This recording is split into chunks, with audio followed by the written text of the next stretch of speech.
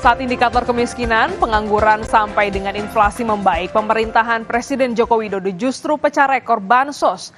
Anggaran jumbo dalam APBN ini dimaksudkan untuk mendorong pertumbuhan ekonomi. Padahal selama ini ekonomi justru banyak disumbang oleh kelas menengah.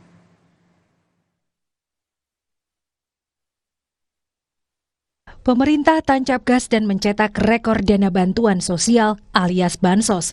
Pencairannya sangat dekat dengan pesta demokrasi, yaitu pemilu di Februari 2024. Rupanya, pemulihan ekonomi yang terjadi 2 tahun terakhir tak membuat pemerintah percaya diri. Di tahun politik ini, bansos bahkan di atas angka sepanjang tahun pandemi. Saat itu, kondisi ekonomi dan kesehatan masyarakat berada di titik terendah. Periode 2020 sampai 2022 adalah anggaran bansos yang memasukkan program pemulihan ekonomi nasional.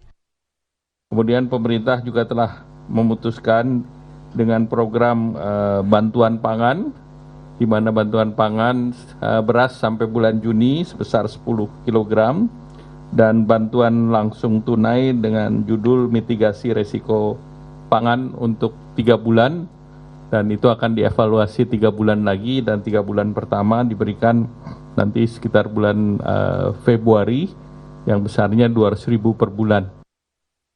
Menteri Keuangan Sri Mulyani bilang, anggaran Bansos 2024 terbentuk dengan melibatkan partai politik yang ada di DPR.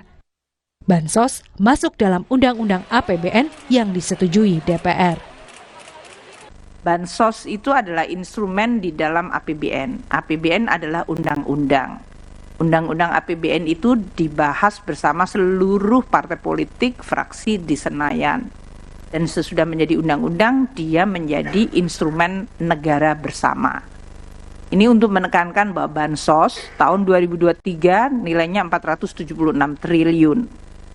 Jadi ya semua partai politik yang membahas melalui hak budgetnya bersama pemerintah, silakan menjelaskan mengenai APBN itu.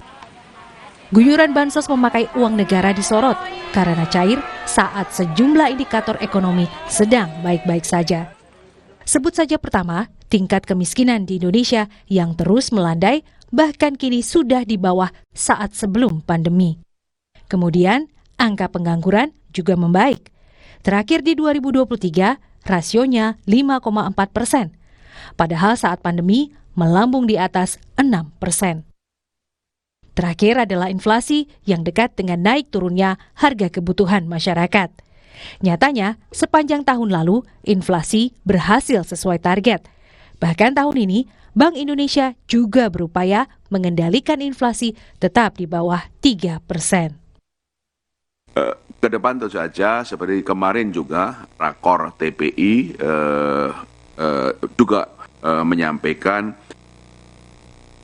kami meyakini bahwa inflasi tahun 2024 ini akan terjaga pada kisaran sasaran 2,5 plus minus 1% dengan koordinasi yang erat antara pemerintah dan Bank Indonesia, termasuk konsistensi kebijakan moneter kami dan juga koordinasi dalam gerakan nasional pengendalian pangan.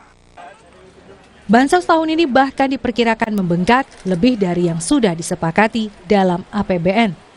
Ada tambahan sekitar 11,25 triliun rupiah karena muncul program pengganti El Nino.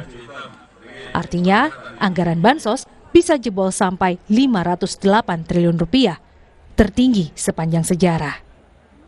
Nah, terlebih lagi, awal tahun ini merupakan tahun politik di mana 2 minggu lagi kita akan menyelenggarakan pemilu, kemudian ada bansos di sini. Nah, ini yang tentu saja rentan ya untuk dipolitisasi. Maka catatan pentingnya adalah bagaimana efektivitas ya dari penyelenggaraan atau dari pemberian bansos ini, karena sudah bertahun-tahun bahkan sejak dulu bansos ini belum terlihat ya untuk mengakselerasi daya beli atau pertumbuhan ekonomi Indonesia seperti itu.